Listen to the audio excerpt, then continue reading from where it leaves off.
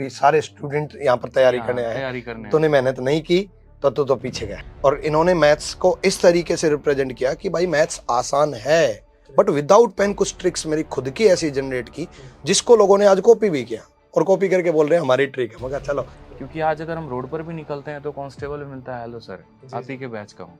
और मैं अपने बच्चों से गुरु दक्षिणा भी, आप लोगों से भी गुरु दक्षिणा यही मांग रहा हूँ कि 1 रुपए पे शादी करना। तो इसीलिए हमेशा रहा कि इंस्पेक्टर हैं और इंस्पेक्टर बनाएंगे। बच्चे का जब 1 साल का 3 साल में कन्वर्ट हो जाता है ना, फिर बच्चा और ज्यादा डिमोटिवेटेड, डिप्रेशन में जाता है कि यार 3 साल हो गए, 4 साल हो गए, नेगेटिविटी और ज्यादा आ जाती है। सर एक हाई क्लास का बंदा क्यों करेगा? आप एक बात बताओ, अगर मानो कि मैं करोड़ों कमा रहा हूँ तो मैं अपने बेटे को बोलूंगा क्या कि जाके 50,000 60,000 की नौकरी करो? कई कोचिंग संस्थान भी 3 महीने में सरकारी नौकरी पाए, 5 महीने में सरकारी नौकरी पाए। टाइम भी ऐसा 10 बजे बैठे, 10:45 पे मान लो उठ गए तो काउंट करते 1 घंटा पढ़ाई होगी। टीचर्स के ऊपर ये बोलती हैं कि तुम 90 घंटे में मैथ्स कंप्लीट कर दो क्योंकि पोस्ट बचानी है। आज के इस एपिसोड में हमारे साथ हैं विक्रमजीत सर स्वागत है, और आदित्य रंजन सर, रैंकर्स गुरुकुल से। और सर के साथ बहुत सारी मस्ती हो चुकी है, और मस्ती होने के बाद मुझे लगता है टीचर में बहुत फन रहता है, बस फन निकालना पड़ता है ना। तो सर स्वागत है आपका हमारे इस चैनल में। और सर आज बहुत सारी बातें सर से जानेंगे, क्योंकि कॉम्पिटिटिव एग्जाम एक ऐसा प्लेटफॉर्म कह लीजिए स्टूडेंट्स के लिए जहाँ पे बच्चा कुछ कर गुजरना चाहता है, वो जॉब पाने के लिए, वो रैंक अचीव करने के लिए, वो स्टेटस अचीव करने के लिए। सर उसके बारे में डिटेल में बताएंगे। तो विक्रमजीत सर, मैं आपसे ये जानना चाहता हूँ कि मुखर्जी नगर एक ऐसा जगह है, अब तो लोगों का सपना ही हो गया वहाँ पे जाके रहना और पढ़ना, हर स्टूडेंट का, जो बच्चा गांव में रहता है, बिहार, उत्तर प्रदेश, हरियाणा, झारखंड का हो गया। तो सबसे पहले मैं जानना चाहता हूँ वहाँ का माहौल कैसा है सर बच्चों में? देखो, वहां पर माहौल पढ़ने के लिए बहुत बढ़िया है। एक तो इतना क्राउड है कि एक दूसरे को देख करके ऐसा लगेगा कि यार इतनी भीड़ में तो तुझे मेहनत तो बहुत ज्यादा करनी पड़ेगी। और वहां पर पढ़ने से रिलेटेड बुक्स हो गई, लाइब्रेरीज हो गई, फैसिलिटीज बहुत ज्यादा है कि भी बच्चे का माहौल ऐसा बन जाता है कि हाँ यार मुझे यहाँ पर इस कंपटीशन में, इस भीड़ से हट करके कुछ काम करना होगा। और इसके लिए लाइब्रेरी जो बनी हुई है, कम तकरीबन 100 के करीब लाइब्रेरी होंगी, है ना। और वो फुल रहती हैं 24 घंटे के लिए। 24 घंटे में बच्चा एक जगह बैठ करके पढ़ सकता है। साथ में जो मुखर्जी नगर के टीचर्स हैं वो अपने आप में परफेक्शनिस्ट है ना। बाकी जगह के भी टीचर अच्छे होंगे, सारे टीचर अच्छे ही होते हैं, बट मेरा ये मानना है, क्योंकि मैं पहले किसी और ऑर्गेनाइजेशन में था, तकरीबन 2013-14 की बात है। उस टाइम एक चीज होती थी कि मुखर्जी नगर में जो उस ऑर्गेनाइजेशन में रिजेक्ट हो जाता था ना, वो बाकी सेंटर पे भेजा जाता था। तो यानी कि मुखर्जी नगर में अपने आप में शुरुआत से परफेक्शनिस्ट रहे हैं, इसलिए मुखर्जी नगर के टीचर्स बहुत बेहतरीन तरीके से तैयारी करवाते हैं। तो ये परफेक्ट के पीछे क्या लगता है कि आपको सर, लाइक कि कहीं ना कहीं वो एक एनवायरनमेंट है टीचर का भी और स्टूडेंट्स का भी, ये एक बहुत बड़ा मेन फैक्टर है, और भी फैक्टर है? जैसे एग्जांपल आप ऐसे समझ लीजिए कि अभी हम लोग दिल्ली में रहते हैं जी। कपड़े तो हर जगह बिकते हैं जी। लेकिन फिर भी सबसे ज्यादा, चाहे बादशाह के गाने भी सुन लो, सरोजनी का बहुत जिक्र होता है। करेक्ट है कि पहन के आती कपड़े मैडम सरोजनी के, ये वाला जो है रीजन क्यों है? गा सकते हैं सर, कॉपीराइट है कोई तो दिक्कत नहीं है। रीजन यहाँ पर ये है क्योंकि वहाँ वैरायटीज हैं जी। तो वैरायटीज होती है ना, तो वहां पर क्या होता है कि मोनोपोली नहीं होता, तो चीजें काफी कम में बहुत बेहतर निकल के आ जाती हैं कि कम फीस में, कम पैसों में, और काफी बेहतर चीजें आपको निकल के आ रही हैं। साथ में यहाँ पर ये भी होता है, कंपटीशंस भी होते हैं, दुकानदारों में भी, कस्टमर्स में भी। सेम तरीके से यहाँ पर भी अगर आप देखोगे ना, तो मुखर्जी नगर एक इस तरीके से हब बन जाता है कि जैसे मानो एक बच्चे को अगर मैथ्स पढ़ना है, रीजनिंग पढ़ना है, इंग्लिश पढ़ना है, तो वो मुखर्जी नगर में उसको सब मिल जाएगा। करेक्ट। दूसरी बात यहाँ पर ये भी है कि पीजी भी उसको मिल जाता है। साथ में यहाँ पर जो यूपीएससी के एस्पिरेंट्स तैयारी कर रहे होते हैं, उनके टच में भी वो रहते हैं। एक लाइब्रेरी में उससे कंपटीशन मिलता है। अगर ऐसे समझ लो, एक बच्चा आप अपने कमरे में, बंद कमरे में तैयारी कर रहा है, तो वो सीखेगा उतना ही जितना उसको वीडियो से सीखने को मिला है, या फिर उसको एक तरीके से उसके घर वालों से सीखने को मिला। लेकिन जब हम बाहर जाते हैं, दुनियादारी बहुत कुछ सिखा देती है। मतलब मैंने अपने लाइफ में जो एक्चुअल दुनिया देखी है ना, वो बाहर जाने के बाद ही देखी है। दोस्तों से सीखा है, मकान मालिकों से सीखा है। तो ये पता चल जाता है कि हाँ, आपको रहना कैसे, जीना कैसे, और ये आगे के लाइफ में बहुत काम आते हैं। तो मुखर्जी नगर में ये हो जाता है कि देखो, हब तो बहुत सारे, पटना भी है, जयपुर भी है, प्रयागराज भी है, और अलग अलग जगह पर हैं। लेकिन मुखर्जी नगर की एक स्पेशलिटी ये हो जाती है कि मतलब शुरू से यहाँ पर, चाहे ऑल इंडिया रैंक आप यूपीएससी का देख ले, कोई भी ऐसा, शायद ही यूपीएससी का ऑल इंडिया रैंक 1 ऐसा होगा जो मुखर्जी नगर में ना आया हो या यहाँ से नोट्स ना परचेस किया हो। तो वो एक क्वालिटी यहाँ हमेशा से रही है ऑफलाइन और कॉम्पिटिटिव नेचर है बेसिकली, मैं समझ पा रहा हूँ कि कॉम्पिटिटिव नेचर ही इंसान को आगे लेके जाता है। और वो एक आपकी एग्जांपल से मेरे को याद आ गया, जब हम लोग गांव में रहा करते थे, गांव में एक ही शॉप होती थी परचून की, और वहाँ पे गलती से चीनी कैसे भैया 7 रुपए किलो उस टाइम, अगर गलती से आपने बोल दिया 6 रुपए तो कह रहा अब 8 रुपए हो गई है ना, वो कह रहा अब 8 हो गई, अब मतलब उसका ईगो कह रहा है, मतलब देना नहीं चाह रहा, और हम कह रहे हैं चलो कोई नहीं यार साथ में, अरे नहीं है भैया नहीं है निकलो। वो एक ईगोनेस वो खत्म मुखर्जी नगर में लगता है कि कॉम्पिटिटिव बहुत, हाँ मोनोपोली नहीं है वो यहाँ पे जो आप बात कर रहे हैं, और इसी वजह से कॉम्पिटिटिव है, कॉम्पिटिटिव हर चीज़ में है, पढ़ाई में भी है, फीस में भी है, और आई थिंक इसी वजह से स्टूडेंट्स वहाँ से निकल रहे थे। जैसे 10 दुकानें हैं ना, तो जैसे मानो अगर एक ही दुकान रहे तो वो ज्यादा किताबों को अपने स्टोर में रखना अफोर्ड नहीं कर पाएगा, लेकिन 10 दुकानें हैं ना, तो किसी ने कोई किताब रख ली, किसी ने कोई किताब रख ली। अब एक स्टूडेंट है, उसने एक किताब पढ़ ली, उसको दूसरी पढ़नी है, तो उस केस में यहाँ पर उसको हेल्प मिल जाती है, रिसोर्सेज जो बेस्ट मटेरियल्स मिल हैं जाता सब है। अवेलेबल है, सारी बुक्स, स्टडी मटेरियल्स, नोट्स और coaching centre plus library plus माहौल एक ऐसा भीड़ वाला कि भी सारे स्टूडेंट यहाँ पर तैयारी करने आए हैं। तूने मेहनत नहीं की तो तू तो पीछे गया। जैसे परसों में मिला, केरला के 2 स्टूडेंट आए थे, एक लड़का था एक लड़की थे, और वो सिर्फ इस वजह से आए थे कि उनको मुखर्जी नगर से नोट्स परचेस करने हैं। फिर वो यहाँ से परचेस करके चले जाएंगे, क्योंकि आप ऐसे समझिए जैसे आप अभी दिल्ली में बैठे हैं, आपके लिए सभी चीजें सेटअप मंगाना बहुत आसान है। आप एज्यूम करिए आप केरला में, वहां पर आप क्या करेंगे, सारी चीजें ऑनलाइन ऑर्डर करेंगे, तो वो कर तो लोगे सामान ऑर्डर, टेक्निकल सपोर्ट कहाँ से लाओगे? वो यहाँ हो जाता है कि बुक्स भी मिल जाती हैं और टीचर्स की गाइडेंस भी मिलती है। सामने जब टीचर्स होते हैं ना, आप रूबरू होकर बात कर पाते हैं, समझ पाते हैं, वो एक बेहतर गाइडेंस मिलती है। जैसे आप नेहरू प्लेस के नजदीक है, तो ये सारी टेक्निकल चीजें फटाक दे नेहरू प्लेस से ले लेते हैं। तो जैसे इन चीजों के लिए एक चीज फेमस है, वैसे ही अगर एसएससी और यूपीएससी की तैयारी, अगर बच्चा इंस्पेक्टर बनना चाहता है तो मुखर्जी नगर आता है। Perfect perfect. तो सर मैं आपसे जानना चाहता हूँ कि लाइक आप इस प्रोफेशन में कब आए, जब बच्चों को आपको लगा कि यार मुझे पढ़ाना चाहिए, और ऐसा क्या ऐसा वो मोटिवेशन मिला, या ऐसी कौन सी कॉज आपने देखी, अब कौन से ईयर में जब आपने इसकी शुरुआत की? एक्चुअली मैं होम ट्यूशन पढ़ाता था 7वीं क्लास को 9वीं क्लास को। सर वैसे ही हाँ, मैं होम ट्यूशन पढ़ाता था। तो उस वक्त मेरा एक दोस्त था, उसका एडमिशन कराने गया था किसी कोचिंग सेंटर में, तो वहां पर एक टीचर पढ़ा रहे थे हैं, तो वो मतलब गलत पढ़ा रहे थे, कहीं ना कहीं स्टूडेंट कंफ्यूज हो रहे थे। मुझे ये पता था कि उनकी मिस्टेक क्या है, लेकिन टीचर थे इसलिए मैं पढ़ाना एक मुश्किल टास्क है, तो मैंने कुछ नहीं बोला। लेकिन लास्ट में फिर उन्होंने मतलब गलत को जबरदस्ती सही प्रूव कर रहे, फिर मैंने उनको ये कह दिया कि सर यहाँ पर आपकी ये मिस्टेक हो रखी है, गलत है। लेफ्ट राइट अल्फाबेट टेस्ट था, तो लेफ्ट राइट में वो प्लस करना तो वो माइनस कर रहे हैं, और वो मान भी नहीं रहे। बोला नहीं माइनस ही होगा। फिर मैंने उनको साबित किया, वो बोला आप मेरे से बेहतरीन पढ़ा सकते हो। मैं बोला सर आपसे बेहतरीन तो नहीं पढ़ा सकता, पर मैं पढ़ा सकता हूँ। तो उन्होंने बुला लिया, मैंने उनको करेक्ट भी कर दिया और साबित भी कर दिया कि ये इस वजह से रॉन्ग है। फिर बोले आप पढ़ाते हो? मैं कहा नहीं सर पढ़ाता नहीं हूँ, लेकिन आज पता चला मेरे को पढ़ाना चाहिए। तब से मैंने शुरुआत की। अच्छा, तो ये था कौन सा ईयर था सर ये? 2012। अच्छा, तो 2012 में आपने कौन से स्टूडेंट से शुरुआत करी थी? मैं एसएससी की कोचिंग में एडमिशन में ही शुरुआत, एसएससी में ही शुरुआत। और ये ऑफलाइन था? हाँ ऑफलाइन था। ओके। और आपने 2019 के करीब में आपने जैसे बताया कि आपने शुरुआत करी थी ऑनलाइन की। ऑनलाइन 2019 स्टार्ट हुआ था। कैसे देखा आपने कि यार मुझे ऑनलाइन आना चाहिए? ऑफलाइन बहुत बढ़िया चल रहा था या फिर डाउनफॉल था, क्या सोच देख रहे थे? नहीं, ऑफलाइन डाउनफॉल नहीं था। ऑफलाइन में बहुत ज्यादा क्राउड था, बट ऑफलाइन में मेरे को ये लगा कि यार मतलब जैसे जीटीबी नगर रेड लाइट से लेकर के मुखर्जी नगर रेड लाइट के बीच में पहचान है।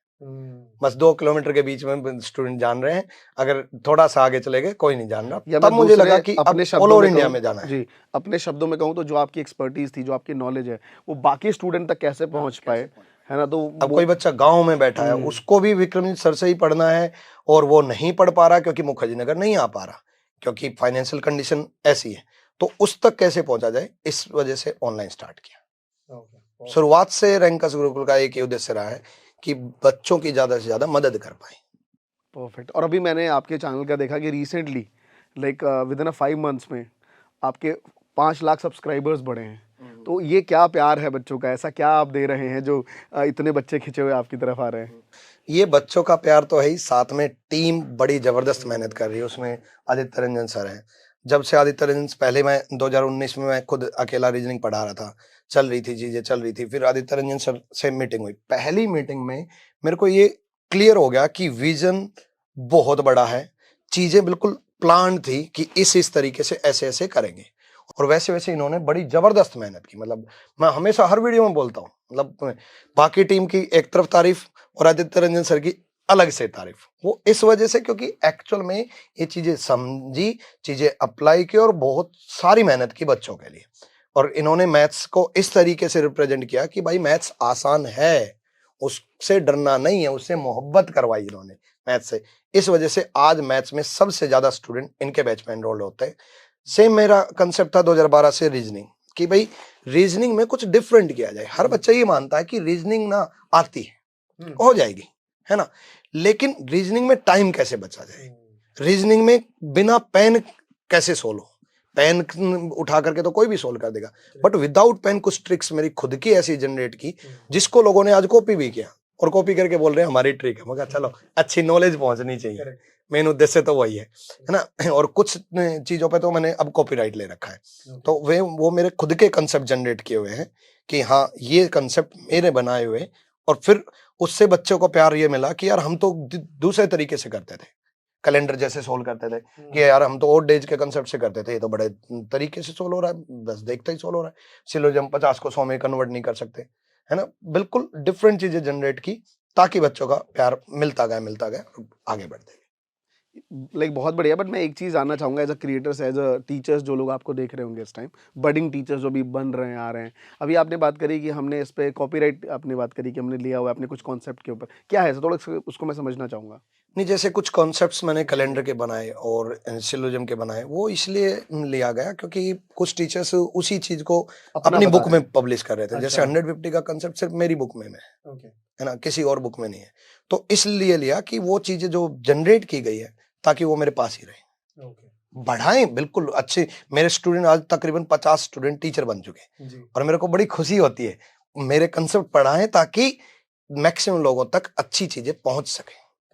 और ये अच्छी बात है कि कॉपीराइट लेना, जो आपके खुद के थ्योरीज हैं, सारी चीज़ें। अभी एक बीच में भी आपने कुछ न्यूज़ देखा होगा कि अमिताभ बच्चन ने अपने हुलिये पे कॉपीराइट लिए कि भाई कोई और ना कर ले, क्योंकि कोई भी कहीं भी उनका बना के मोस्टली एक शोज़ वगैरह में करते थे। तो ये बहुत अच्छी चीज़ है और कहीं न कहीं ये बहुत फ्यूचरिस्टिक दिखता है आपके पर्सनल ग्रोथ के लिए भी, और जो आप स्टूडेंट्स के लिए इतना कर रहे हैं उसके लिए भी। तो सर अभी बहुत ज़बरदस्त तारीफ़ हुई है आपकी, है ना? और आप अंदर से फूले नहीं समा रहे होंगे, लेकिन बाहर से कह रहे हो नहीं यार बस ये तो मोह माया है।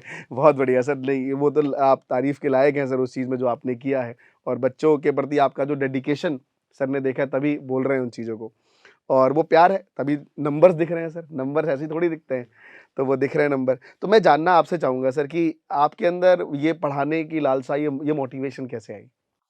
सर असल में ऐसा था कि मैं पहले टीचर का बनने का मेरा कोई बहुत बड़ा विजन था नहीं। जी, जी, जी। मैं बहुत एक सामान्य वर्ग से आता हूँ, तो यहाँ पर ये था कि 12th जब मैंने किया ना, रांची से मेरा हुआ है। जी। रांची सिटी है झारखंड में, हाँ, तो हाँ। वहाँ से ऑक्सफोर्ड पब्लिक स्कूल करके। जी, जी। तो वहाँ जब मैं पढ़ाई कर रहा था तो क्या हुआ कि थोड़ा सा फैमिली प्रॉब्लम आ गया, फाइनेंशियल इश्यूज आ गए। जी। तो फाइनेंशियल इशू आ गए तो वहाँ पर ये था कि मतलब आज तक मैंने ये बात कही नहीं है, सिचुएशन ऐसी आ गई थी कि मतलब खाना बनाने के लिए हमारे पास गैस भी नहीं होता था, तो लकड़ी जलाते थे। मेरे पापा जैसे खेती करते हैं, तो जो मक्का होता है ना, तो मक्का होता है, तो मक्का हटाने के बाद जो बच जाता है उसका जो लेहा सूखा बोलते वाला हैं। पार्ट लेहा बोलते हैं। लेरा, हाँ। तो क्या होता था कि वो लेहा आ जाता था और कुछ लकड़ियाँ वकड़ियाँ आ जाती थी, उस पे खाना बनता था। तो सिचुएशन ऐसा भी था कि खाना बनने के बाद फिर वो कोयला मम्मी इकट्ठा करती थी।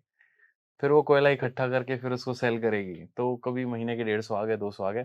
उससे हम घर में जनरेटर का पॉइंट लेते थे कि लाइट आ जाए तो पढ़ाई कर पाएँ। तो ऐसे-ऐसे सिचुएशंस आ गए थे, कैसे-ऐसे सर्वाइव करके गया मैं। तो जब वहाँ गया ना, तो मेरे पास क्या था ऑप्शन कि मतलब एक होता है ना आपके पास कि आप म मान लीजिए कि अब मैं रांची में हूँ, महीने का मेरा 5,000 का खर्चा आ रहा है, रूम रेंट है, स्कूल फीस है, तो उतना बर्डन पापा सह नहीं पा रहे थे। तो मैंने कहा कि यार क्या है मेरे पास कि जो मैं जिससे कुछ इनकम जनरेट कर सकता हूँ। तो एक मकान मालिक का बेटा था, तो वो आया कि भैया ये क्वेश्चन बता दो, तो मुझे बड़ा आसान लगा यार कि छठी क्लास का है, बता ही सकते हैं। तो थोड़ा-थोड़ा करके होम ट्यूशन्स करने शुरू किए मैंने, छठी क्लास, 7वीं क्लास, 8वीं क्लास। फ्यूचर था नहीं, मुझे बहुत बड़ा सोचा नहीं था मैंने। सेम दिल्ली में आए, तो दिल्ली में जब यहाँ पर आए, तो जब यहाँ तैयारी शुरू की मैंने, तो सर्वाइव कैसे करें, यहाँ तो कॉस्ट और ज़्यादा है। तो छोटे-मोटे कोचिंग्स पढ़ाने शुरू किए मैंने कि बच्चों को होम ट्यूशन ही बस। 2-3 होम ट्यूशन पकड़ रखे थे, इतना ही कि जिससे मेरा भी पढ़ाई इफ़ेक्ट ना हो और बहुत ज़्यादा भी नहीं चाहिए, बहुत कम भी नहीं कि हाँ, खर्चा निकल जाए। तो वो थोड़ा-सा अंदर से आया, तो वो काफ़ी समय से कहते हैं ना कि टीचिंग आ रही थी, सुधर रही थी चीज़ों को लेकर, समझाने का तरीका डेवलप हो रहा था। कॉम्पिटिटिव एग्ज़ाम में तब मैं नहीं था। एसएससी की तैयारी करने के बाद पहली बार जब मैं गुरुकुल में गया तो सर के रेफरेंस से ही वहाँ पर था। सर हमेशा कहते थे कि एक कैंपस है जहाँ पर हम बच्चों की तैयारी करवाते हैं और बहुत ही बेहतरीन तरीके से तैयारी होती है वहाँ पे। तो वहाँ गुरुकुल में गया मैं, तो वहाँ पर भी मेरी वही आदत, अब पढ़ाने वाले को तो फिर कहीं भी नॉलेज जी देना जी शुरू हो जी जाता है। तो वोकैब मैं पढ़ा रहा था, पढ़ाते-पढ़ाते फिर मैंने बच्चों में भी थोड़ा-सा कि इसको इस तरीके से याद किया जा सकता है। तो सर ने एक दिन देखा वहाँ पे, फिर कहा, "तेरे को पता है तू पढ़ा सकता है?" मैंने कहा, "नहीं सर, ऐसे मत बोलो, अभी तो खुद की तैयारी कर रहा हूँ मैं।" "नहीं, अच्छा तुम पढ़ा सकते हो।" हाँ, मैंने कहा, "सर, मैथ्स मेरी अभी कंप्लीट नहीं हुई है, तो नहीं तुम पढ़ाओ।" तो फिर गर्ल्स गुरुकुल में मैंने पढ़ाना स्टार्ट किया वहाँ से। अच्छा तो मेरी टीचिंग की जो क्वालिटी थी ना, वो मैंने नहीं देखी, वो इन्होंने देखी। कहते हैं ना, हीरे जी की पहचान जौहरी को जी होती जी है। जी तो मैं उतना तो हीरा नहीं, लेकिन हाँ, ये बहुत बड़े जौहरी हैं, ये पता है। फिर उन्होंने चीज़ें देखनी शुरू की कि हाँ, ऐसे पढ़ाना है, क्या है, और मैं पढ़ाते चला गया। तो मैं बड़ा नर्वस था पहले दिन, तो मैंने कहा, "सर, कैसे पढ़ाऊँगा?" कहते, "टेंशन मत ले, सबसे ज़्यादा जितने भी लोग जिनको तुम पढ़ाने जा रहे हो ना, मतलब उनमें सबसे ज़्यादा अगर किसी को आता है, तो तुम्हें आता है, बस इतना मान के चलो कि तुमसे कम ही आता है सामने वाले को, तो पढ़ा लोगे।" फिर पढ़ाना तो चलो नॉलेज के ऊपर खेलता है, लेकिन पढ़ाना कैसे है ना, वो सर ने बताया कि कब बच्चे को किस तरीके से समझाना। जैसे इन्होंने कहा ना कि 150 के कॉन्सेप्ट्स हैं। क्या होता है कि किसी भी चीज़ को, जैसे कोई टीचर आज के समय हिट क्यों है? जी नॉलेज में तो हर किसी के पास है ना सर, नॉलेज। नॉलेज तो हर किसी के पास करेक्ट है। लेकिन इंटरेस्टिंग उसको, मतलब कोई सब्जेक्ट को इंटरेस्टिंग वो टीचर बनाता है। है किसी को जीएस बोरिंग लगती है, किसी को जीएस अच्छी लगती है, डिपेंड करता है कि खान सर जैसा टीचर होना चाहिए। करेक्ट वो बिल्कुल। वाली बात है कि भाई करेक्ट है समझा दे उसको। हुँ, तो रीजनिंग को जिस तरीके से इन्होंने समझाया ना बच्चों को, मैं आज भी क्रेज देखता हूँ मुखर्जी नगर में, कि मतलब मैं हमेशा रिसर्च करता था कि यार क्यों, मतलब विक्रमजीत सर का इतना बड़ा नाम है, तो कुछ तो रीजन होगा पीछे। क्योंकि आज अगर हम रोड पर भी निकलते हैं तो कांस्टेबल भी मिलता है, हेलो सर, जी आप ही जी के बैच का हूँ, और सीधा बैच बोलता है, सर आप किस वाले बैच का स्टूडेंट हूँ मैं। वो सीधा विक्रमजीत सर को जब मैं बोलता था, तो अक्सर मैं जब जाता था सर के साथ में, मैं कहता था यार सही है, मतलब हुँ, तो रीज़न क्या है? पढ़ाते तो बहुत लोग हैं यार, लेकिन वो हम्म, कनेक्टिविटी और वो समझाना, तो फिर मैंने थोड़ी-थोड़ी जो है चीज़ें सीखनी शुरू की यहाँ पे, सर के नोट्स मैंने देखने शुरू किए। फिर मैं सर से बहुत टच में रहता था। ओके ये बताते रहते थे हमेशा, पढ़ाना कैसे। फिर स्टार्ट हुआ जब लॉकडाउन आ गया, तो हम्म, इंस्टीट्यूट्स बंद, गुरुकुल बंद, सब बंद। अब हम करें क्या? सर भी बैठे हैं, मैं भी बैठा हूँ। पढ़ा तो रहे हैं ऑनलाइन, बूस्टअप नहीं आ पा रहा है। कारण यहाँ पर पता है क्या है? जैसे हमारे लिए दोनों के लिए नया चैलेंज था। हुँ, मेरे लिए भी ऑफलाइन में था कि मैं ऑफलाइन चंद 20-25 बच्चों को पढ़ा रहा हूँ, जी डाउट्स ले रहा हूँ मैं, और सर के लिए तो खैर समा ही बाँध रखा था इन्होंने, तो ऑफलाइन में तो कहना ही नहीं। वो वाली बात हो जाती है। तो अब ऑनलाइन में कैसे करें? तो मेरे पास ये था कि पेपर मैंने दे दिया था, नंबर अच्छे आ गए थे, और मैं सेलेक्टेड भी हूँ एक्साइज़ जी इंस्पेक्टर, जी तो जी उसका वेट था। तो एक क्या होता है कि मतलब हमारा वेट रहता है कि जनरली सरकारी नौकरी लग जाए हमारे यहाँ बिहार में, यूपी में, कि हम्म, बस तो ठीक है, लड़का सेटल है। दहेज तो बढ़ा ही हाँ। देंगे तो वाली हो जाती है बात, बट तो हम दहेज के खिलाफ हैं। खिलाफ है। हम खिलाफ जैसे रहते मैंने भी हैं सर शादी ने ₹1 ₹1 पे में की की थी। है, और अच्छा मैं ₹1 ₹1 पे भी नहीं शादी की लूँगा। थी। हाँ, मैं वो भी नहीं लूँगा। जी और मैं अपने बच्चों से गुरु दक्षिणा भी, आप लोगों से भी गुरु दक्षिणा हाँ, यही माँग रहा हूँ हाँ। कि ₹1 पे शादी करना। तो ऑनलाइन में बस ये था कि स्टार्टअप हुआ, फिर मैं एक प्रपोज़ल के साथ आया था कि सर ऐसे-ऐसे करते हैं। पूरा पीपीटी जो सर ने कहा कि इनके पास बहुत आगे तक का प्लान था, तो वो एक बहुत ही, मतलब आज भी अगर हमें बैकआउट जाना होता है ना कि यार हम कैसे शुरुआत करें, वापस अपनी पहली डे की पीपीटी खोलते हैं कि उसमें हमारे विजन्स क्या-क्या थे। करेक्ट किस तरह के टीचर्स को लाना है, कैसे स्टार्टअप करना है, बहुत कैसे पढ़ाना है, हमारा यूएसपी क्या होगा, हम बच्चों से कैसे कनेक्ट करेंगे, इसमें बच्चों को कैसे हम बेनिफिट पहुँचाने वाले हैं। कहाँ परफेक्ट पर बहुत एक बड़े ऑडियंस को हम पढ़ा सकते हैं, किस तरीके से हम उन्हें समझा सकते हैं, जो सर के कांसेप्ट है ये वो कैसे क्लियर अप करेंगे। ठीक है, कहते हैं ना कि कोई चीज़ अच्छी है, जैसे मैं आपको बोलूँ कि आप केरला में जाओ तो एक पर्टिकुलर कोई प्रोडक्ट है, बहुत अच्छा है, सेहत के लिए बहुत अच्छा है, चेहरों पे ग्लो आ जाएगा। अब आप करेक्ट बोलोगे कौन है, कौन है, कौन है? जबकि वो वहाँ पर अपने आप में बहुत हिट है, लेकिन आपको नहीं पता है। तो क्या होता है, कोई चीज़ बहुत अच्छी है अपने आप में, लोगों तक रीच नहीं पहुँचती है ना, तो उसकी वैल्यू नहीं हो पाती है। जी तो सर बहुत का बढ़िया पढ़ाना बहुत शानदार था, लेकिन हम सोच रहे थे कि यार ये ज़्यादा लोगों तक पहुँचे। परफेक्ट तो फिर ऑनलाइन थोड़ा-सा सेटअप किया, कुछ पैसे-वैसे जुगाड़ हुँ, करके, सर की मैडम वाइफ़ हैं, उन्होंने अपनी सैलरी से पैसा पहले भर दिया, तो हम डिजिटल बोर्ड लेकर आए, लगाया, फिर वहाँ से बच्चों को पढ़ाना शुरू किया। ये सफ़र चलता गया, बच्चे जुड़ते चले गए। जी रीज़निंग को इन्होंने आसान बना दिया, थोड़ा बहुत मैथ्स को हमने आसान बना दिया, तो परफेक्ट बस सर आ गया। परफेक्ट तो इसीलिए हमेशा रहा कि इंस्पेक्टर हैं जी और इंस्पेक्टर बनाएँगे।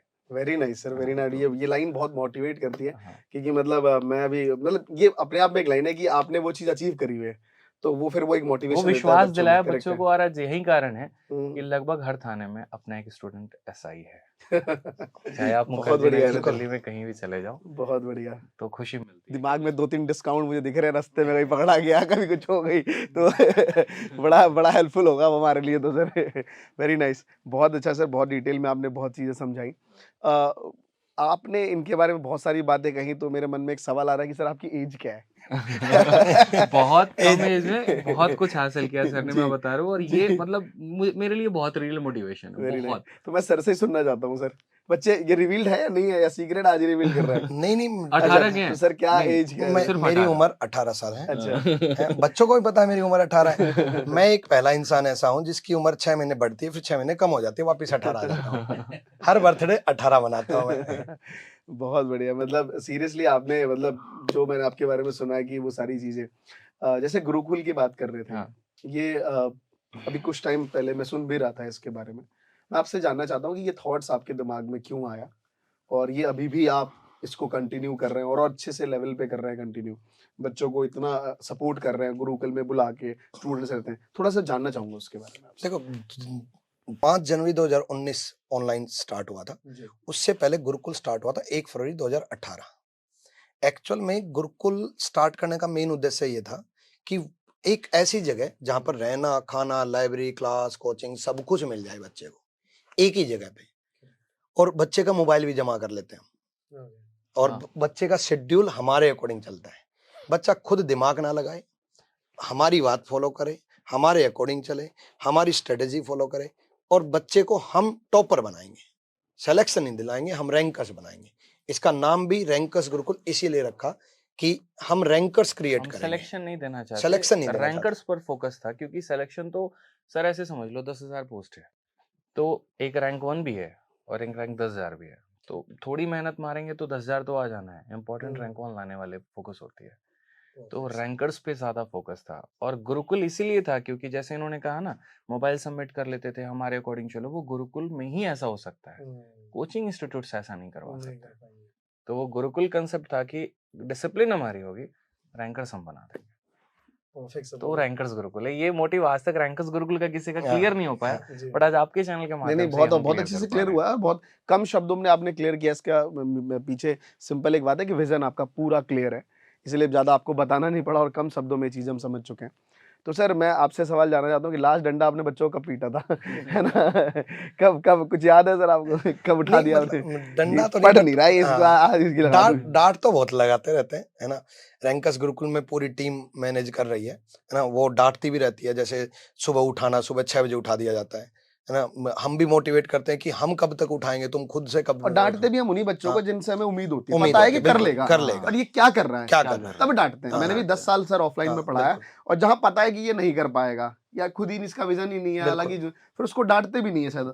उसको तो हम निकाल देते हैं जैसे कि भाई तेरे बस की नहीं है, तू इतनी मेहनत नहीं कर सकता, तू रैंकर्स गुरुकुल से निकल। आज हमारी ऑनलाइन क्लासेस चलती जी, हैं, जी। तो जनरली क्या होता है कि बच्चा कोर्स में एनरोल करता है और उसके बाद बड़ी उसकी इच्छाएं होती हैं, सर प्लीज मेरा नाम ले लीजिए, hello sir, hi sir, sir कुछ शायरी बोल दीजिए। ऑनलाइन वाले हाँ, ऑनलाइन ऑनलाइन वाले, हम वाले, नाम ले यूट्यूब दो पर सर, नहीं, नाम मैं ले। एप्लीकेशन की बात कर रहा हूँ। अच्छा। मैं कमेंट्स जाते रहते हैं, इग्नोर इग्नोर इग्नोर, फिर ठीक है, फिर एक बच्चा वहां बीच में बोल देता है सर आप बहुत खड़ूस हो, फिर वहां मुझे ब्रेक लेना पड़ता है।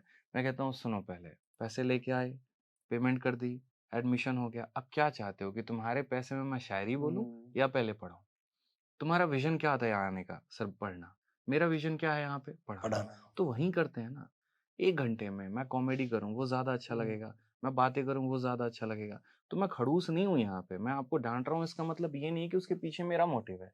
अरे उल्टा तो टीचर को बकैती करना और अच्छा लगता है। और बिल्कुल लेकिन हम निर्धारित समय पे टाइम हो गया बेटा, चला मैं। तो हम तो उल्टा ये कह रहे भाई हम बकैती नहीं नहीं करना करना। चाहते, हम पढ़ाना चाहते, पढ़ लो। पढ़ लो, सही बात। तो वो है ना, उनको ये लगता नहीं सर खड़ूस है थोड़े से, है ना, गुस्सा कर देंगे। अरे गुस्सा तुम्हारे फ्यूचर के लिए कर रहे हैं बाबू, नहीं तो वो 1 साल तुम्हारे 3 साल में कब बदल जाएंगे ना, पता भी नहीं चलेगा। वो हो जाता है। तो हमने कभी डंडा नहीं उठाया ना सर ने ना मैंने, मुझे जहाँ तक लगता नहीं है। मेरा बस हाँ, एक लेकिन जोक था बोलते कि हैं, हाँ, सर याद वो कर रहे सही हो कि पूछा कब आपने किसको तभी। पीटा था, उसको भी अच्छा लगा, अरे मैं ही लास्ट पिटाया सर से मैं ही पिटा लास्ट, उसको भी बड़ा प्राउड महसूस होगा अगर आप नहीं, आज कई याद कई बार करेंगे। मन बहुत करता है वैसे, हाँ। ऑफलाइन में मैं बोलता हूँ बहुत मन कर रहा ब्लड है हो आज जाने का। हाँ, आज पीटने का। मतलब जिनको आप हमने लास्ट पीटा होगा, वो अगर आपने नाम ले लिया कभी ऐसी, तो अब उसको बड़ा खुश होगा मिलके। अब थैंक तो यू सर संजय, ऐसा है इलाज ना का। कि बेरोजगारी की मार ही इतनी बच्चों पे पड़ रही है हम्म, कि हमें अपनी शब्दों की मार काफी पड़ जाती है उनके पे। सही बात है, ये सही है। तो रियलिटी है। और बच्चे का जब 1 साल का 3 साल में कन्वर्ट हो जाता है ना, फिर बच्चा और ज़्यादा डिमोटिवेटेड डिप्रेशन में जाता है कि यार 3 साल हो गए, 4 साल हो गए, नेगेटिविटी और ज़्यादा आ जाती है। इसलिए हम हमेशा ये बोलते हैं कि ज़्यादा मेहनत करो, जल्दी सिलेक्शन ले लो।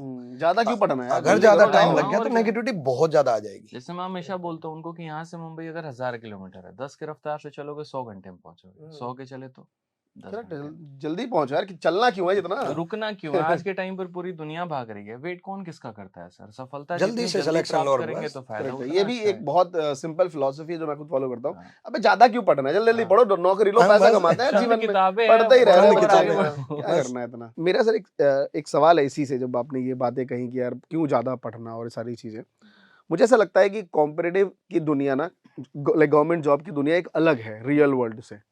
अगर बच्चा यहाँ पे 4-5 साल अपने आप को दे देता है, तो फिर रियल वर्ल्ड में उसको ना आने में बड़ी तकलीफ होती है।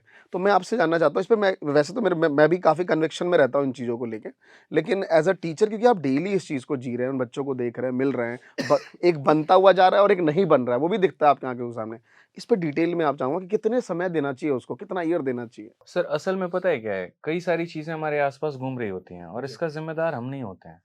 इसके जिम्मेदार कहीं ना कहीं हमारे पेरेंट्स, हमारे रिलेटिव्स, हमारे सोसाइटी है। एग्जाम्पल के तौर पे आप देखो, बच्चा 10वीं में है ना, तो 10वीं से उसको प्रेशर बनाया जाता है, तेरे को इंजीनियर बनना है, बनेगा तू इंजीनियर, बनेगा तू इंजीनियर, बनेगा तू इंजीनियर। उसको मतलब बना देना है बोल बोल के। अब वो पढ़ना नहीं चाहता है कि आईआईटी की किताबें उसको समझ में नहीं आ रही है, उसको जबरदस्ती समझाया जा रहा है कि नहीं तुम्हें करना है। इसी के ऊपर कहानी भी डिस्कस की गई थी, अगर आप देखें कोटा फैक्ट्री यही तो था। फिर उसके बाद सेम तरीके से चलो मानो नहीं हुआ, दो फील्ड होते शुरू में, इंजीनियरिंग कर ली, मेडिकल कर लिया, नहीं बचा तो सरकारी एग्जाम की तैयारी कर ली। सरकारी एग्जाम की तैयारी असल में गवर्नमेंट जॉब्स के वो करते हैं जो मिडिल क्लास फैमिली के होते हैं। सर एक हाई क्लास का बंदा क्यों करेगा? आप एक बात बताओ, अगर मानो कि मैं करोड़ों कमा रहा हूँ, तो मैं अपने बेटे को बोलूंगा क्या कि जाके 50,000 60,000 की नौकरी कमा? बोलूंगा मेरा बिजनेस संभालो। यानी यहाँ पर आ ही वही रहा है जो मध्यम वर्ग का है, जो अपने लेवल को उठाना चाह रहा है। यूँ समझ लो कि जिसके पापा के पास या तो साइकिल है या नहीं भी है, और वो सोच रहा है कि वो अपने पिता को गाड़ी में बिठा के घुमाए, तो उसके सपने बड़े हैं और अपने परिवार के लिए बड़े हैं, तो वो सरकारी एग्जाम की तैयारी कर रहा है। अब यहाँ पर क्या होता है कि जैसे मान लीजिए कि हम तैयारी करने आए, अब आज के समय में पता है क्या है कि इसमें गवर्नमेंट जॉब्स में पर्क्स भी बहुत आ रहे हैं। कोविड जब आया तो यहाँ पर ये पता चला कि प्राइवेट कंपनीज में आप हैं और अच्छे अच्छे पोस्ट पर भी हैं, लेकिन आप फायर आउट हो गए। तो उस समय एक सिक्योरिटी की भी बात आ जाती है कि भैया एक तरीके से हम बात करें तो सिक्योरिटी क्या है? प्राइवेट जॉब में इनकम बहुत अच्छा है, लेकिन सिक्योरिटी नहीं है। और गवर्नमेंट जॉब में सिक्योरिटी है, इनकम्स भी अच्छे हैं, सोशल रिस्पेक्ट भी बहुत अच्छा है। दोनों जॉब अपने आप में बहुत परफेक्ट है। लेकिन जो सोसाइटी में ज़्यादा रुझान रहता है ना, जैसे मान लीजिए आपको अपनी सिस्टर की शादी करनी है, ठीक है? एक लड़का गवर्नमेंट जॉब में है और एक प्राइवेट जॉब में है। प्राइवेट वाला 5 लाख महीने कमा रहा है, गवर्नमेंट वाला 1.5 लाख कमा रहा है।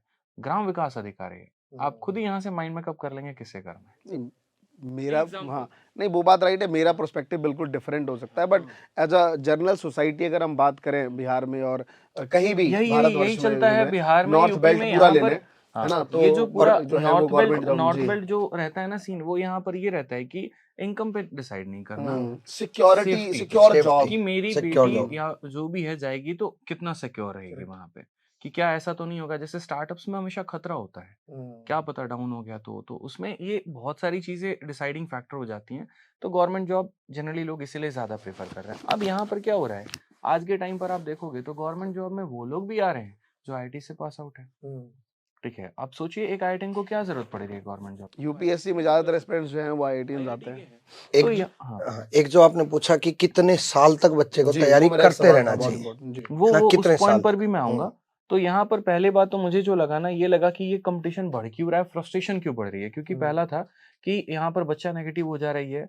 अब क्या है कि इतना सारा क्राउड आ चुका है, तैयारी करने यहाँ पर आ चुका है। अब उस केस में क्या है कि जो एक नॉर्मल बच्चा जिसने सरकारी स्कूल से 6ठी पास किया, 10वीं पास की, 12th पास की, और दूसरी तरफ एक वो है जिसने इंग्लिश मीडियम से ही पढ़ाई करके सीधा आ रहा है। अब यहाँ पर डिफरेंस बहुत ज्यादा आता है। लोग ये भी बात पूछते हैं अक्सर कि बैक स्कूलिंग कितना इंपॉर्टेंट होता है गवर्नमेंट जॉब के प्रिपरेशन में। इंपॉर्टेंट इसीलिए होता है कि एक रेस की शुरुआत यहाँ से कर रहा है तो दूसरा थोड़ा सा लीड लेके कर रहा है। अब यहाँ पर चलो ठीक है, गवर्नमेंट जॉब की तैयारी कर रहा है, अब इसमें जो पीछे वाला है ना, एक तो वो पीछे उसको इस बात की फ्रस्ट्रेशन है, और नेगेटिविटी है। दूसरा, वो 2-3 साल तक जब तक पहुंचेगा एंड पॉइंट पे, वो और नेगेटिव हो जाता है। तो इतना नहीं होना चाहिए। मुझे जहां तक आज के समय में लगता है, ठीक है आपका एक पेपर नहीं निकला, दूसरा करेंगे, तीसरा करेंगे। कंसिस्टेंसी बहुत इंपॉर्टेंट है। जो इसमें कंसिस्टेंट है ना, वो बहुत आगे जाएगा। अब ऐसे तो विराट कोहली को भी हो जाना चाहिए था यार, इतने साल से आउट ऑफ फॉर्म चल रहा हूँ, सेंचुरी तक नहीं लगी है, लेकिन कंसिस्टेंट होने की वजह से वापस अपने फॉर्म में बैक आ पाए। तो ये है कि बच्चों को एक चीज तो सीखनी पड़ेगी, सफलता मिलेगी यकीनन, आज नहीं तो कल वो फिक्स है। आपको कंसिस्टेंट रहना है।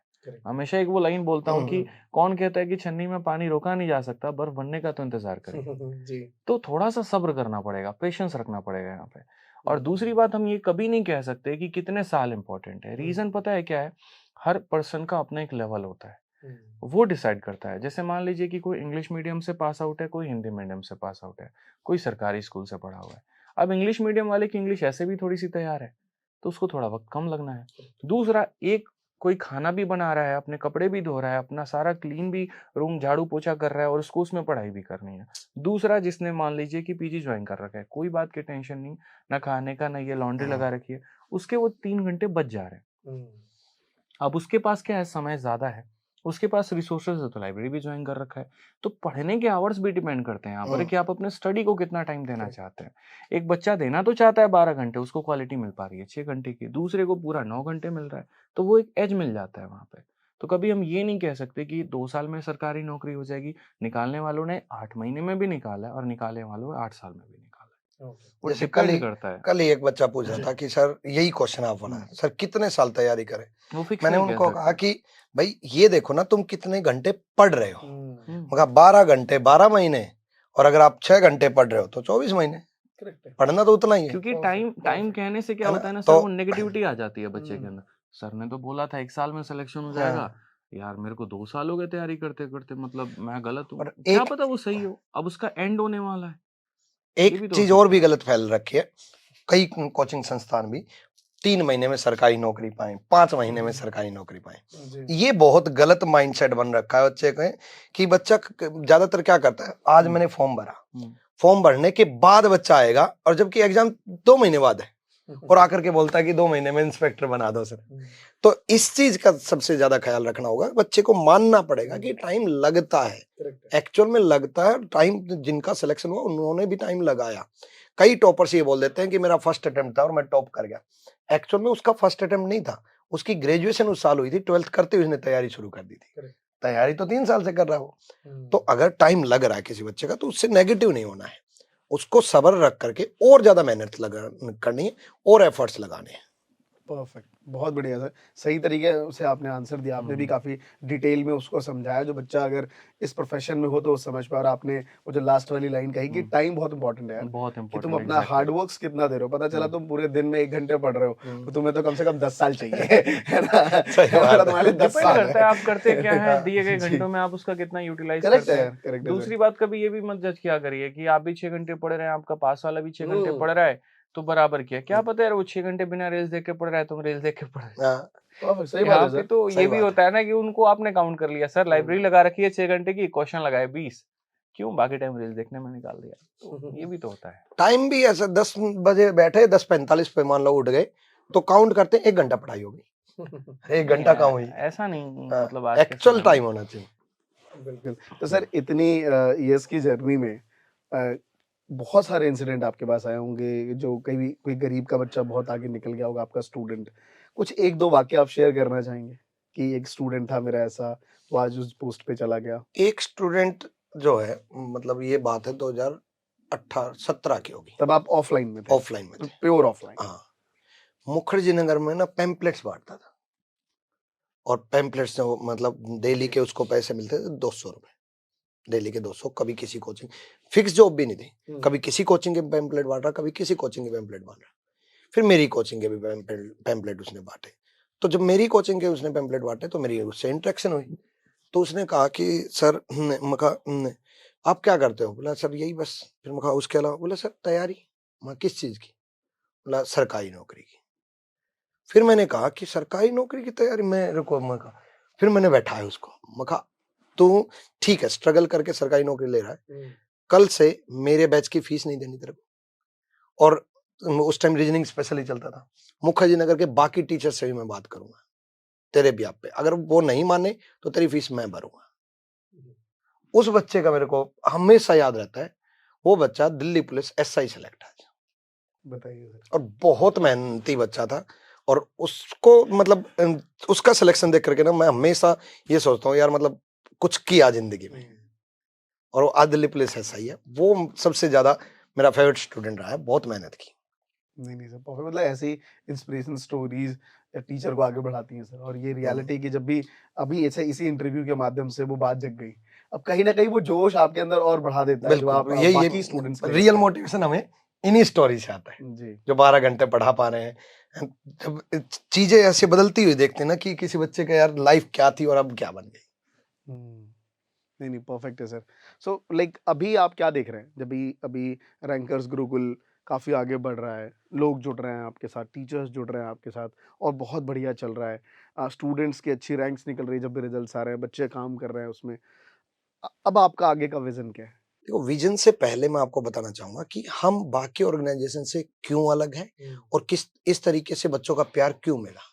क्योंकि एक्चुअल में ना हमने जो टीम बनाई है, चाहे वो इंग्लिश में प्रशांत सोलंकी सर हो, चाहे हमारी जीएस की टीम हो, शिवांत सर, दीपक सर, नीतू डाका मैडम, या जो जो टीम हम जोड़ते जा रहे हैं अभी आरजी स्टेट एग्जाम में भी, जो जो टीम हम जोड़ते जा रहे हैं, एक्चुअल में ना मेरे ऊपर मतलब जब मैं पढ़ाता था किसी और ऑर्गेनाइजेशन में 40 घंटे दिए जाते थे रीजनिंग को पूरा करने के लिए, और मैं पढ़ाता हूँ 250 घंटे, मैथ्स को पूरा करने के लिए 90 घंटे दिए जाते थे, है ना। तो फिर मैंने ये सोचा कि यार मतलब ये जो लिमिटेड आवर्स है ना, आज भी सारी संस्था टीचर्स के ऊपर ये बोलती हैं कि तुम 90 घंटे में मैथ्स कंप्लीट कर दो क्योंकि कॉस्ट बचानी है।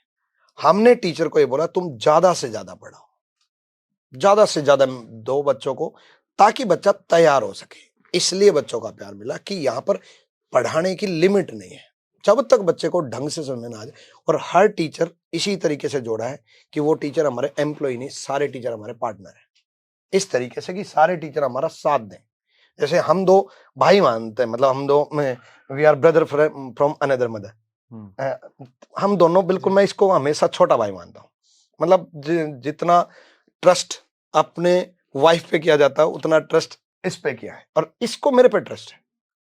तो इसी तरीके से हम लोगों को जोड़ते हैं कि भाई हमेशा साथ रहे और हमेशा यही रहे। और विजन के बारे में ये बताएं सर। असल में पहले तो इतना ट्रस्ट होने के लिए बहुत बहुत धन्यवाद। वो वक्त लगता है बनाने में चीज़ों को लेकर। तो विजन हमारा शुरू से ये था, जैसे मैंने कहा ना कि हमने जब स्टार्टअप किया था, तो स्टार्टअप में पहले दिन ही बहुत मोटिव क्लियर था कि हमें करना क्या क्या है। एग्जाम्पल जैसे हमने सबसे पहले तो होता है ना कि हमारे सामने मैंने एक तरीके से पूरी दुनिया देखने की कोशिश की कि असल में अगर हम गवर्नमेंट एग्जाम्स में उतर रहे हैं तो है क्या।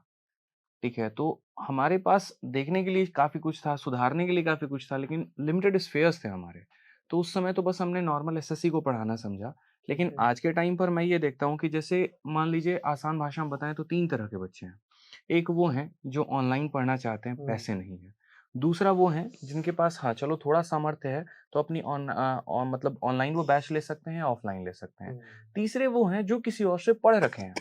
जैसे मान लीजिए कि ऐसा थोड़ी पॉसिबल है कि सारे बच्चे मुझसे ही पढ़ें, लेकिन किसी से पढ़ रखे हैं। अब बात ये आ रही है उनकी प्रैक्टिस की कि वो प्रैक्टिस कैसे करें और क्वेश्चंस को वो कैसे लगाएं और किस तरीके से वो और अपने आप को बेहतर कर सकते हैं। अब उन्हें कोचिंग दोबारा लेने की जरूरत नहीं है, बट स्टिल उनके में कमी है।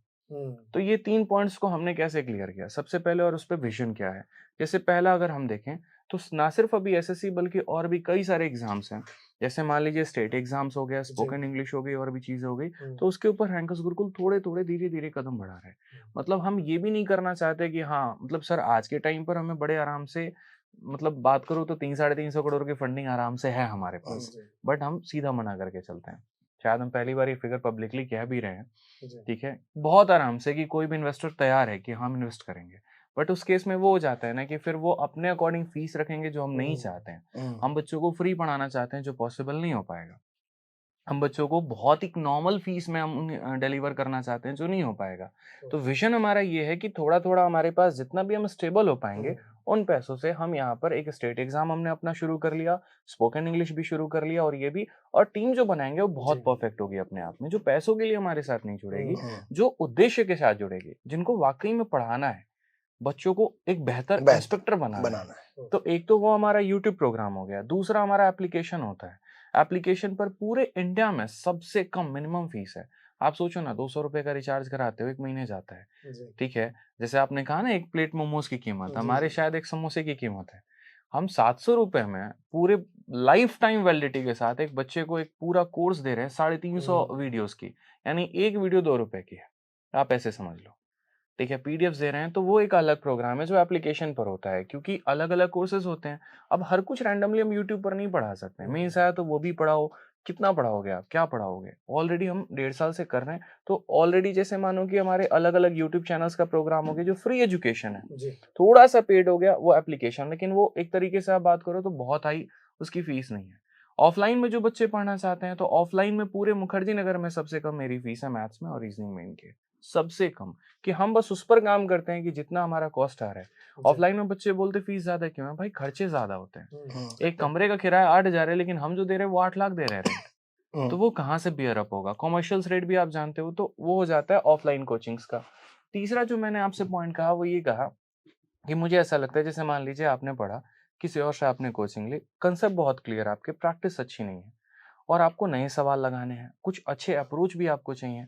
तो अभी पिछले 2 साल में जिस तरीके से टीसीएस ने अपना पैटर्न बदला ना, तो क्वेश्चंस तो काफ़ी नए आए हैं, लेकिन अगर कोई उसके ऊपर किताब पर काम भी कर रहा है, तो अप्रोच बहुत पुराने दे रहा है। अब वो बच्चा ऑलरेडी सर पढ़ रखा है, ऑलरेडी उसने फीस दे रखी है, पढ़ रखा है, वो दोबारा थोड़ी पढ़ेगा, उसको क्वेश्चन से मतलब है। तो वो हम काम कर रहे हैं बुक पे। हमने सोचा कि यार ये कोचिंग नहीं लेगा, इसको क्वेश्चंस चाहिए, तो एक काम करते हैं, हम इन्हें बुक डिलीवर करेंगे और बुक में जो सॉल्यूशंस होंगे ना, वो हम अपने, जैसे इन्होंने अपना 150 देना है, मुझे जो मेरे क्लासरूम में स्मार्ट अप्रोच बताता हूँ वो देना है। तो तीसरा जो हम सबसे बड़ा टारगेट करने वाले ऑल ओवर इंडिया में, वो हमारी बुक्स हैं। और आज यही है, आप शायद अमेजन खोल लो, फ्लिपकार्ट खोल लो, नंबर 1 नंबर 1 पे जिस दिन से मैंने अपनी किताब लॉन्च किया ब्रह्मास्त्र, आज तक नंबर 1 है, वो कभी नंबर 2 पे नहीं है। और उस नंबर 1 को भी नंबर 1 ने तोड़ा, वो भी मेरी ही किताब थी, मॉक टेस्ट 60 करके। रीजन क्योंकि बच्चों को कंसेप्ट पसंद आता है कि हाँ यार ठीक है, मतलब जो दे रहे हैं वो बहुत बेनिफिशियल है। और सर कॉस्ट भी इतनी है ना, 600 पन्ने की किताब, फोटोकॉपी कराओगे तो शायद 600 लगे, मिलती बच्चे को 300 में। करेक्ट। मैं आपको बताऊं, आपकी बात से मेरे कुछ याद आ गया। अभी रिसेंटली मैंने डिजिटल मार्केटिंग की बुक लिखी थी, मैंने ज्यादा कहीं बोला भी नहीं, बस एक आध वीडियो में बीच में कहीं बोल दिया था। Amazon पे बहुत दिनों से भी नंबर 1 ही चली है रैंक में। हमारी कैटेगरी में एसएससी एग्जाम्स मार्केटिंग में, जी मेरी मार्केटिंग में, तो मार्केटिंग में नंबर 1 ही चल रही है। मैंने कहा अगर मैंने बोल दिया तो ये बहुत दिनों तक कोई पीछा भी ना कर पाएगा मेरा मार्केटिंग में। मैंने तो बोला भी नहीं और नंबर 1 चल रही है Amazon ये हो जाता है क्योंकि असल में आप जो कंटेंट डिलीवर करते हो, जैसे आपने मार्केटिंग में किया, वो नंबर 1 इस वजह से नहीं है क्योंकि प्रमोशन हुआ है। करेक्ट है, इस वजह से क्योंकि आपने जो चीजें लिखी है ना, वो सामने वाले को बहुत बेहतर समझ में आ रहा है। लिख के उसकी फोटोज डाल रहे हैं, जो मैंने उसके अंदर कंटेंट है, उसमें समय लगा, 1.5 साल लगता है लिखने में। बिल्कुल, तो वो एक दिन की मेहनत नहीं थी सर आपकी, वो आपकी 1.5 साल की मेहनत। और सर तो पहले दिन ही कहता रहा, सर जी शायद अपने बात छाप देंगे। मैंने कहा छाप तुम दोगे, अपन फिर किसी को बता नहीं पाएंगे उस चीज को, लेकिन अब मजा आता है बताने में। तो तीसरा पॉइंट हो गया बस हमारा ये है कि बुक्स में जाना है, और ना सिर्फ एसएससी में, धीरे धीरे करके सभी में। क्योंकि सर देखो, आज के टाइम पर बुक भी छापना बहुत आसान है, प्रीवियस ईयर उठाओ, सॉल्यूशन बनाओ, दे दो, बट उससे बच्चा कुछ नया क्या सीख रहा है? क्या वो सीख पा रहा है कि 1 मिनट में सवाल कैसे बनाते हैं? वो स्लो ग्रो जो आप बात बार बार बोल रहे हैं, मैं देख पा रहा हूँ। मैं हमेशा बहुत वो सर का फिलॉसफी रहता है, धीरे चलेंगे, आराम से चलेंगे, अच्छा चलेंगे। क्योंकि अभी मैं नयास करके एक है यूट्यूब चैनल, एक यूट्यूब है लाइक फॉरेन के, वो कहते हैं कि यार ना जब भी कभी आप सक्सेस हो जाओ तो लोग लिख देते हैं कि दिस इज ओवरनाइट सक्सेस। कोई भी आपसे मिलेगा और जब भी आप बताएंगे कि हमारे स्टूडेंट इतने हैं और ये सारी चीजें, तो लोग बोले वाह, है ना, ओवरनाइट सक्सेस उसके दिमाग में एक आता है।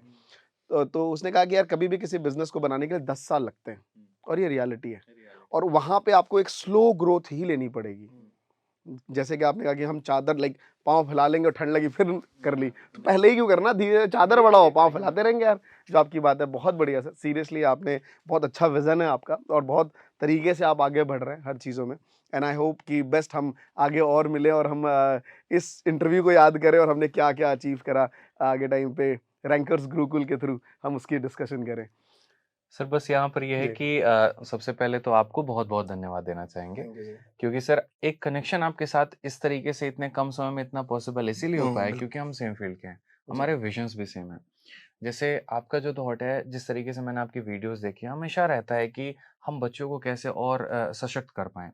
आज से कुछ समय पहले यूट्यूब के बारे में किसी को जानकारी नहीं होती। इनफैक्ट मैं बता दूं, हमारी टीम में भी लोग आपकी वीडियो देखते हैं थंबनेल कैसे बनाएं, और वो कोई भी टेक्निकल सपोर्ट होता है। जैसे कई बार ऐसा होता है ना, किसी ने जान के थोड़ा कॉपीराइट मार दिया हमारे किसी और चैनल्स पे, तो उससे बाहर आने के लिए कैसे करें। तो मतलब अभी मैं अपने कुछ देर पहले मैनेजर को मैंने फोन किया था, पता है आज हम जा रहे हैं महात्मा जी टेक्निकल, सर बात करवा देना एक बार। क्योंकि वो आपकी वीडियो देख देख के ना उन्होंने काफी कुछ सीखा, और आपने जो नॉलेज भी दिया ना सर इंडस्ट्री में, बहुत खतरनाक। मतलब आपका भी विजन बहुत क्लियर है यार, कि हमें भी जैसे आपने कहा ना कि आज बड़ा अच्छा फील होता है कि जब हमारा कोई अपना स्टूडेंट लेजेंडर में आता है। हाँ, ठीक है। मतलब ये धीरे-धीरे स्लो, मतलब हर साल कोई आता है और जो लगता है यार ये तो हमसे आगे निकल रहा है, बट समय लगा। हमें लगा कि हम अगर 10 सालों का गेम खेल रहे हैं ना, गेम 10 सालों का होना चाहिए। मैं शुरू से ये मानता हूँ, गेम 1-2 सालों का नहीं होता है। बिल्कुल। और वही तब पता चलता है कौन बड़ा प्लेयर है, तब पता चलता है। और thank you so much sir कि बस इसी विजन में और हम लोग आप भी तो- लगे इसके हुए हैं। लिए बहुत बहुत आपको धन्यवाद कि आपने हमें इस लायक समझा कि हम अरे यहाँ सर, आए। आपने भी प्रूफ किया और आप भी इसके वो हैं कि नहीं, offline आज में हम आप भी कर बहुत रहे कुछ थे। सीख के जाएंगे, क्योंकि हमने पढ़ाना जानते हैं, अब रीजनिंग जानता हूँ, हम मैथ थोड़ा डर भी जानता रहे हैं इस मामले में कि अगर तो सीख के जाएंगे आपसे कि नहीं, यूट्यूब नहीं पे सर, बिल्कुल। वायरल कैसे हो। बिल्कुल हम सर, पढ़ाने मतलब- की वजह से वायरल है, जी, जी, जी। बट बैकग्राउंड में पता नहीं क्या क्या वही होता है, वो नहीं सर, टैग वैग बैकग्राउंड में कुछ वही होता है है। जो आप ऑलरेडी कर रहे हैं, हाँ। आपका प्यार है और आपने चीजें करी हैं। जो इक्का दुक्का रैंडम हमें वायरल दिखते हैं, वो बेचारे रूटीन जुगाड़ पकड़ कर पा रहे हैं। मैं आपको सच बताता हूँ, जो कभी हमने वीडियो देख लेते हैं, उसकी वीडियोस पे मिलियंस में व्यूज है, हमें लगता है यार ये कैसे वायरल हो गया। रियल में मिलेंगे तो रूटीन ही जुगाड़ करवा रहा है खाने से, क्योंकि उससे पैसे नहीं बनते हैं एक्चुअल में। वो कंसिस्टेंट एक अलग चीज है जो काम कर रहे हैं, जो आप हम बाकी के क्रिएटर्स जो रेगुलर बेसिस पे कर रहे हैं। तो सर, मैं डिजिटल की पावर तो देख ही रहा हूँ जो आप लोग कर रहे हैं।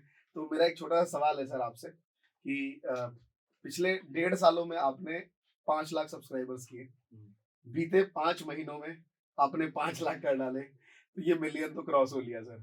अब मैं जानना चाहता हूँ कि 2 मिलियन सर कितने महीने में करने वाले हैं? 5 महीने में, 3 महीने में, आप बताइए। सर होगा तो 2023 में, ये कंफर्म है जी। अब वो किस महीने में होने वाला है वो बच्चे बताएंगे, अच्छा, कौन सा month क्योंकि मतलब? इनकी वजह से ही हुआ है 1 मिलियन, correct और है सर। इन्हीं की वजह से होगा 2 मिलियन। अब ये अपना परिवार कितना बड़ा करना चाहते हैं और कब करना चाहते हैं, ये इनके ऊपर। तो मैं चाहूंगा कि कमेंट्स करके सर को बता दें वो परफेक्ट डेट है ना, कि कौन से। कुछ बच्चे तो डेट लिख देंगे सर 17 तारीख को अगस्त में तो जरा कमेंट करके लिखना यार, एकदम परफेक्ट डेट वाला लिखना मैं चाहूंगा। है ना? और जिसकी सच्चाई निकले ना, उसको कुछ हमारी तरफ से गिफ्ट मिलेगा। चलो ठीक है, जिसका डेट मैच कर गया। हाँ, जिसका डेट मैच कर गया, मंथ जिसका डेट और मंथ मैच कर गया। नहीं, मंथ नहीं, मंथ ज्यादा होंगे। ठीक है, डेट प्लस मंथ जिसका अगर हो गया ना, तो कुछ बड़ा गिफ्ट। डेट भी मतलब एग्जैक्ट नहीं, 1 वीक का नजदीक, 5 + 5 माइनस। तो मैं बोल देता हूँ यार वो गिफ्ट क्या होना चाहिए। मैं बोलता हूँ सर बुलाएंगे अपने ऑफिस में, और केक कटते टाइम वो बच्चा रहेगा वहाँ पे, क्योंकि डेट उसने परफेक्ट दी थी।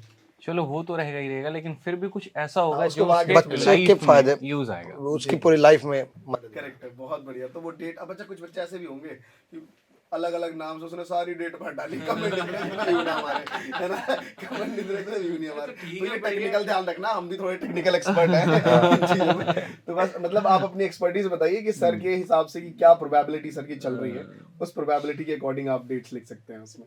जी सर। तो thank you so much sir. Vikramjit sir, आपका बहुत बहुत स्वागत कि आप आए और आप बोल्ड अंदाज में जो आपकी जो बातें हैं उसका धन्यवाद। Thank you sir, thank you so much.